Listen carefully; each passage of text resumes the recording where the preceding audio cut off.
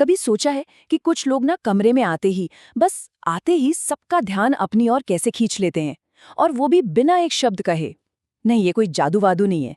ये है उनकी बॉडी लैंग्वेज का खेल, पूरा का पूरा। और आज हम इसी अनकही भाषा के हर एक राज को खोलने वाले हैं। अच्छा, एक पल के लिए जरा सोचिए, किसी का पोस्चर कैसा है? कंधे क्या आगे की ओर झुके हुए हैं, या फिर सीना चौड़ा और पीठ एकदम सीधी है? हाथ कहाँ है, जेब में या बंधे हुए? पता है, ये जो छोटी छोटी बातें हैं ना, ये कुछ भी कहने से बहुत पहले ही किसी की भी पूरी कहानी बयां कर देती हैं। अब देखिए, यहाँ शब्द बिल्कुल वही है, एक एक शब्द, लेकिन जो मैसेज जा रहा है उसमें जमीन आसमान का फर्क है। एक तरफ घबराहट और इनसिक्योरिटी दिख रही है, तो दूसरी तरफ वही शब्द कॉन्फिडेंस और पावर का एहसास दिला रहे हैं। और सारा का सारा अंतर सिर्फ बॉडी लैंग्वेज का है। कमाल है ना? तो अब बात करते हैं उन सिग्नल्स की, उन संकेतों की जो किसी भी सिचुएशन में कॉन्फिडेंट और सम्मानित महसूस करा सकते हैं। चलिए, उन रहस्यों को जानते हैं जो किसी की भी मौजूदगी को, मतलब प्रेजेंस को, पूरी तरह से बदल कर रख सकते हैं। कॉन्फिडेंस की शुरुआत होती है चलने के तरीके से। हाँ, सही सुना। ये सिर्फ एक जगह से दूसरी जगह जाना नहीं है, बिल्कुल नहीं, बल्कि ये है हर कदम में एक मकसद, एक कंट्रोल दिखाना। जरा सोचिए, कोई कॉर्पोरेट मीटिंग हो या दोस्तों का ग्रुप, जो इंसान बीच में होता है, सेंटर में, वो नेचुरली अपने आप ही सबका अटेंशन खींच लेता है।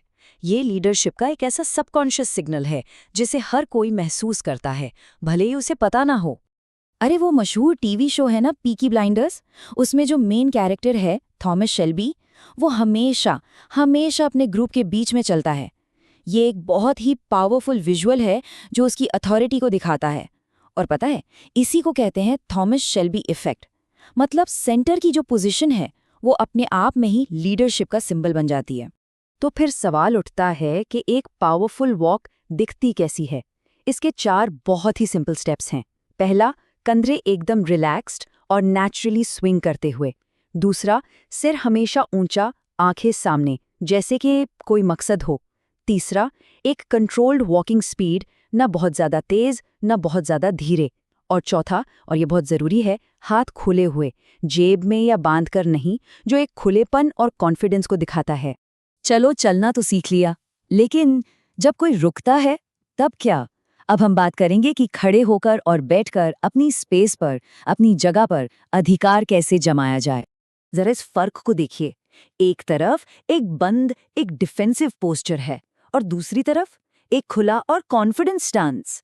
ये जो छोटे छोटे बदलाव है ना, यही लोगों की सोच में बहुत बड़ा अंतर लाते हैं। तो एक पावर स्टैंस के लिए ये सिंपल सी चेकलिस्ट याद रखिए।